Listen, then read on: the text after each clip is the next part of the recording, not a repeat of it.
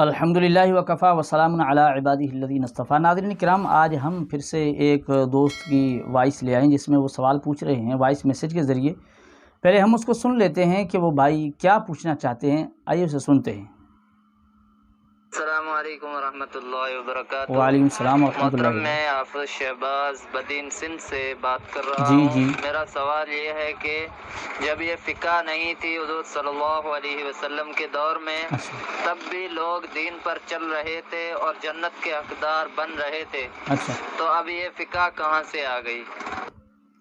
اچھا جی، تو ناظرین کرام، آپ ایک بات ذہن میں رکھ لیں کہ اگر آپ کے دل میں بھی کوئی اس طرح کا کوئی اشکال اور وسوسہ، کسی کے بیان سن کر، کسی کا انداز گفتگو سن کر، یا کسی کے دھوکے میں آ کر کوئی اشکال دل میں پیدا ہو گیا یا وسوسہ پیدا ہو گیا، تو آپ بھی وائس میسیج ذریعے آپ ہم سے پوچھ سکتے ہیں۔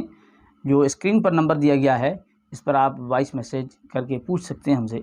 تو یہ بھائی پوچھنا یہ چاہتے ہیں کہ جب فقہ نہیں تھی حضور صلی اللہ علیہ وسلم کے دور میں، یہ حافظ صاحب پوچھنا چاہتے ہیں کہ جب فقہ نہیں تھی تو لوگ اس وقت بھی دین پر عمل کر کے جنت کے حقدار بن رہے، تو اب یہ فقہ کہاں سے آ گئی؟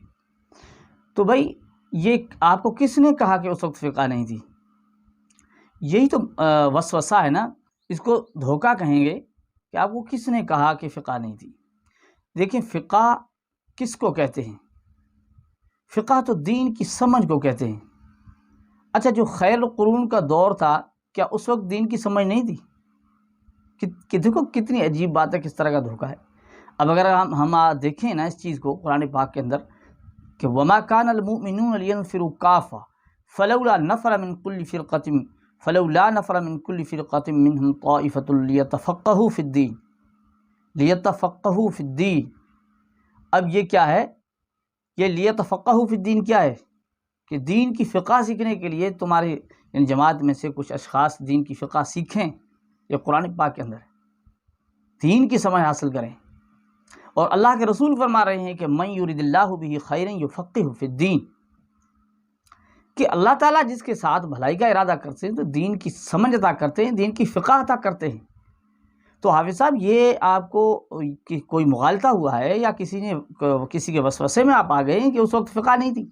ہاں، آپ یہ کہہ سکتے ہیں کہ بھئی اس وقت یہ جو کتب فقہ ہیں، یہ کتابیں ہیں فقہ کی، جس طرح ہدایہ ہے، فتاوی عالمگیری ہے، یعنی یہ جو کتابیں ہیں یہ نہیں تھی اس وقت، آپ یہ کہہ سکتے ہیں۔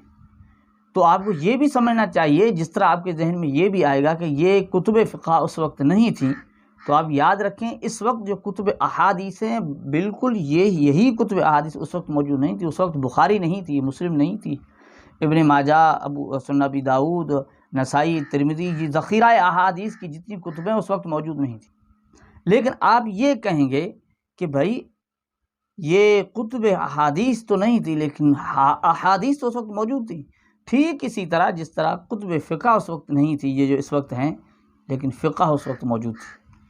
لیکن ایک اور عجیب بات آپ کو سمجھنی چاہیے کہ یہ جو کتب فقہ ہیں یہ کتب احادیث سے پہلے کی مدون ہیں۔ سمجھ آئی بات؟ تو فرق صرف یہ ہے کہ اس وقت فقہ کی کتابیں جو ہیں وہ مدون نہیں ہوئی تھی، فقہ تھی۔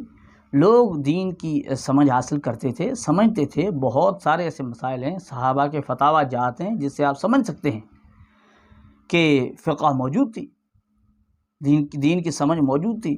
اسی لیے تو ہے نا کہ وما كان المؤمنون لينفروا كافة فلولا نفر من كل فرقة منهم طائفة ليتفقهوا في الدين۔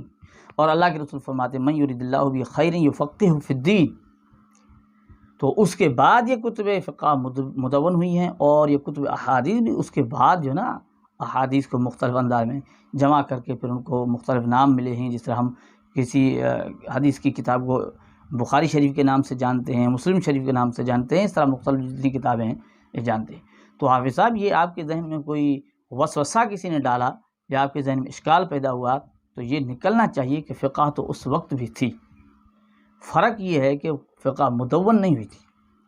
اس وقت کے جو مجتہدین تھے وہ اجتہاد کر کے مسائل بتاتے تھے، جس طرح حضرت معاذ رضی اللہ تعالیٰ عنہ کی جو حدیث ہے اس کے اندر اللہ کے رسول سے پوچھ رہے ہیں، اور اللہ کے رسول پوچھ رہے ہیں اور بتا رہے ہیں کہ میں نے اس طرح مسئلے اخذ کرنے ہیں، قرآن سے مسئلہ اخذ کرنا ہے، اس کے بعد سنت رسول سے، اس کے بعد میں اجتہاد کروں گا۔ تو مجتہد تو اجتہاد کرتا تھا، اس وقت بھی، لیکن ان کے اجتہادات مدون نہیں ہوئے۔ امام اعظم ابو حنیفہ رحمۃ اللہ علیہ اور دیگر جتنے فقہا ہیں یا ائمہ مجتہدین ہیں، ان کی فقہ مدون کی گئی، ترتیب ان کو جمع کیا گیا، جس طرح کتب احادیث کو بعد میں جمع کیا گیا۔ تو پھر اب اس مختلف ناموں سے ہے کہ یہ فقہ حنفی ہے، فقہ مالکی ہے۔ تو ناظرین کرام، امید ہے کہ آپ کو یہ بات سمجھ آ گئی ہوگی، اور حافظ صاحب جو پوچھ رہے ہیں ان کو بات بخوبی انشاءاللہ سمجھ میں آ گئی ہوگی کہ فقہ تو اس وقت بھی موجود تھی، لوگ اس وقت بھی دین کی سمجھ حاصل کرتے تھے، دین کی سمجھ رکھتے تھے۔ تو اللہ تعالیٰ میں سمجھ گیا تھا